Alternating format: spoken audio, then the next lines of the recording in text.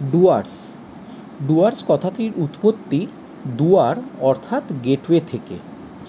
এই অঞ্চলটি ভুটান এবং নর্থ ইস্টার্ন ইন্ডিয়ার একটা ন্যাচারাল গেটওয়ে হিসেবে কাজ করে, সেই থেকেই এই জায়গাটির নাম হচ্ছে ডুয়ার্স।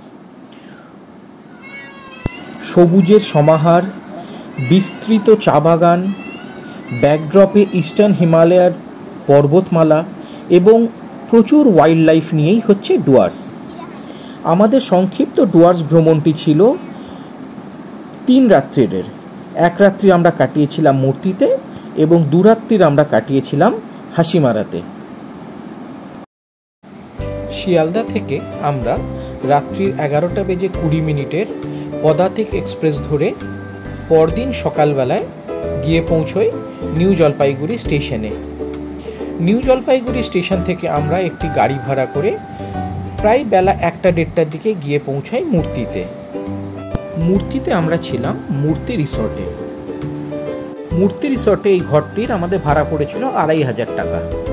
রিসর্টে দুপুরের খাওয়া দাওয়া সেরে আমরা বেরিয়ে পড়ি আমাদের pre booked Chapramari forest jeep সাফারির উদ্দেশ্যে।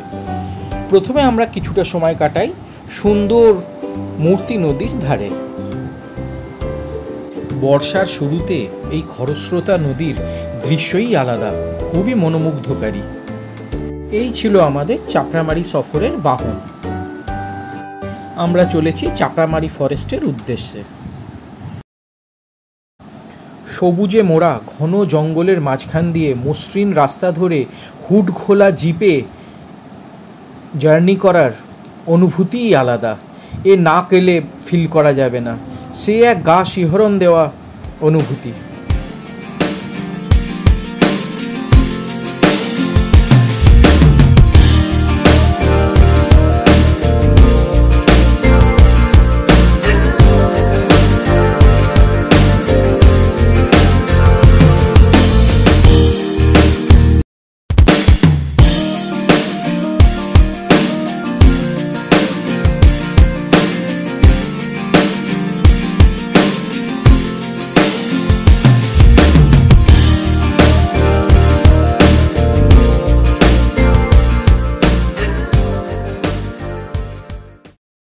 এখান থেকে চাপড়ামারি ওয়াইল্ড লাইফ স্যাংচুয়ারির গেট আর 3 কিলোমিটার। সবুজে মোড়া এই চাপড়ামারি ওয়াইল্ড লাইফ স্যাংচুয়ারি চোখ জুড়িয়ে দেয়, কিন্তু আমরা বাইসন ছাড়া আর কোনো বন্যপ্রাণী দর্শন পাইনি। আমাদের গাইড দাদা জানালেন যেহেতু এখন কোর এরিয়াতেই ওরা জল পেয়ে যায়, তাই এই সল্টপিটে খুব একটা আসে না। সন্ধে হয়ে এসেছে, এবার আমাদের হোটেলে ফেরার পালা। রাতের বেলায় রিসর্টটি কি সুন্দর দেখতে লাগছে দেখুন। Good morning. লুচি তরকারি দিয়ে প্রাতরাশ সেরে হোটেল থেকে চেক আউট করে আমরা বেরিয়ে পড়লাম সাইট সিইংয়ের উদ্দেশ্যে। দুই পাশে চা বাগানের মাঝখান দিয়ে আমরা এগিয়ে চলেছি সামসিংয়ে লালিগুড়াস ভিউ পয়েন্টের দিকে। আমরা একে একে দেখে নিই সামসিংয়ের লালিগুড়াস ভিউ পয়েন্ট। এইটা হচ্ছে লালিগুড়াস ভিউ পয়েন্ট থেকে দৃশ্য। কি সুন্দর দেখতে লাগছে খরস্রোতা নদীটিকে দেখুন। তারপর আমরা পৌঁছে যাই রকি আইল্যান্ড। রকি আইল্যান্ড দেখে আমরা তারপরে দেখে নিই একটি রাবার তৈরির ফ্যাক্টরি। সেখান থেকে আমরা পৌঁছে যাই টাইটানিক ভিউ পয়েন্ট বা টাইটানিক পয়েন্ট। এটি হলো জলঢাকা নদী। এই টাইটানিক পয়েন্ট থেকে আমাদের সাথে আপনারাও জলঢাকা নদীটা এনজয় করুন।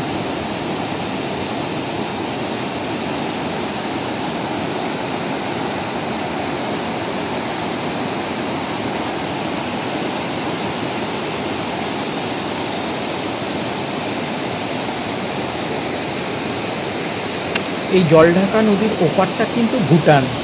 তার মানে কি বলুন তো, হাত বাড়ালেই আপনারা ভুটানকে পেয়ে যাচ্ছেন।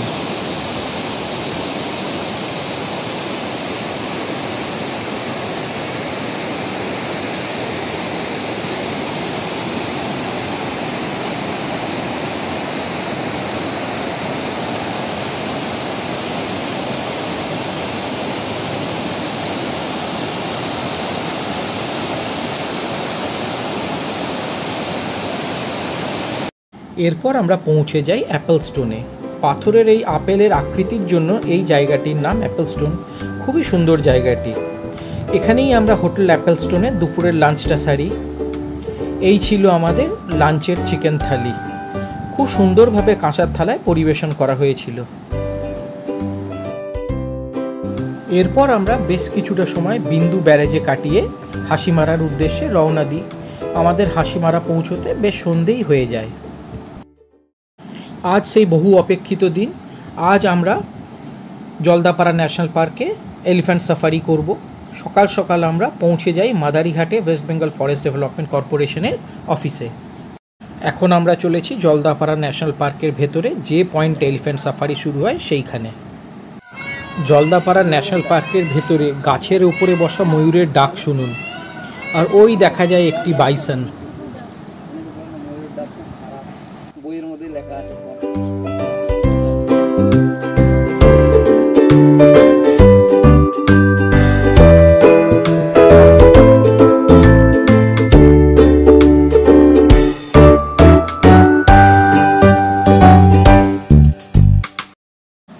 এই আমরা এলিফ্যান্ট সাফারি করার জন্য রেডি। এই শুরু হয়ে গেল আমাদের জলদাপাড়ার এলিফ্যান্ট সাফারি। যদিও আমরা বাইসন ছাড়া আর অন্য কোনো বন্যপ্রাণীর দর্শন পাইনি, তবুও এই এলিফ্যান্ট সাফারি কিন্তু বহুদিন স্মরণীয় হয়ে থাকবে। জলদাপাড়া ন্যাশনাল পার্কে আপনার এলিফ্যান্ট সাফারি ছাড়াও জিপ সাফারি হয়, কিন্তু এলিফ্যান্ট সাফারির একটা বৈশিষ্ট্য হচ্ছে এই হাতির পিঠে করে আপনি এমন এমন জায়গা দিয়ে জঙ্গলের ভেতর দিয়ে যাবেন যেখানে কোনো জিপ ঢুকতে পারবে না।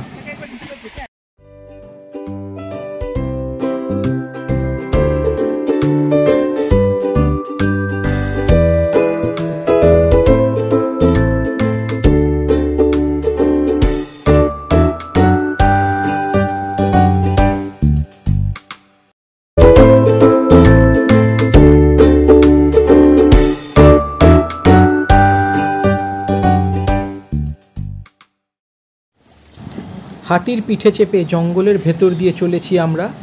এই জঙ্গলের নিস্তব্ধতার আওয়াজটা আপনারা শুধু অনুভব করুন।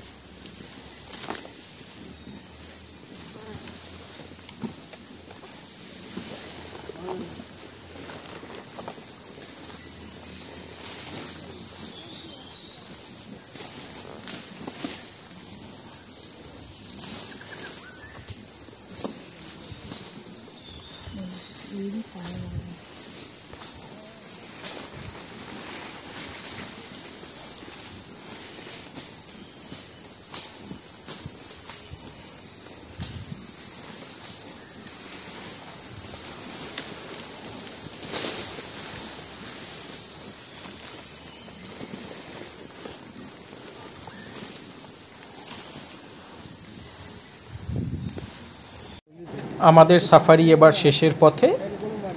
এই দেখুন হাতি আর বাইসনের সহবাস। বাইসনের পাশ দিয়ে হাতিটা বেরিয়ে যাচ্ছে।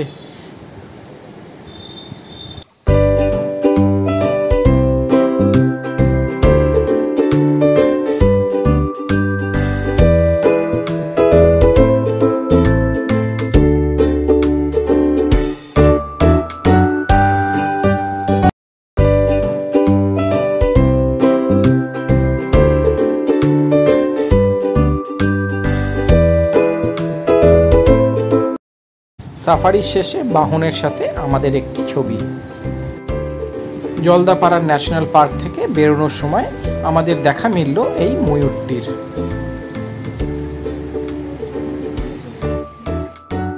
এদিনের মধ্যাহ্ন ভোজন আমরা সারি ওয়েস্ট বেঙ্গল ট্যুরিস্ট ডেভেলপমেন্ট কর্পোরেশনের জলদাপাড়া ট্যুরিস্ট লজে। এই ছিল আমাদের চিকেন থালি। এরপর আমরা বেরিয়ে পড়ি এশিয়ান হাইওয়ে ধরে ইন্ডিয়া ভুটান বর্ডার জায়গা ফুনসোলিং বর্ডারের উদ্দেশ্যে। চা বাগান আর ভুটানের পাহাড়ের ব্যাকড্রপে এই রাস্তার দৃশ্য খুব সুন্দর। এই আমরা পৌঁছে গেলাম জায়গাতে, আর এটা হচ্ছে ফুনসোলিং হয়ে ভুটান ঢোকার গেট। তো তো এই ছিল আমাদের সংক্ষিপ্ত ডুয়ার্স ভ্রমণের কাহিনী। এই ভিডিওটা একটু অন্যরকম, সেটা আপনারা দেখেই বুঝতে পেরেছেন। অ্যাকচুয়ালি যখন আমরা ডুয়ার্স ভ্রমণটি করেছিলাম তখন আমার এই ডুয়ার্সের ওপর ভিডিও বানানোর কোনো প্ল্যান ছিল না, কিন্তু পরে মনে হলো যদি আমরা এটাকে একটু ডকুমেন্টেড করে রাখতে পারি তো মন্দ হয় না, তাই এই ছোট্ট প্রয়াস। আশা করি আপনাদের ভিডিওটা ভালো লেগেছে। ভালো থাকবেন, সুস্থ থাকবেন, আবার দেখা হবে নতুন কোনো ভিডিওতে।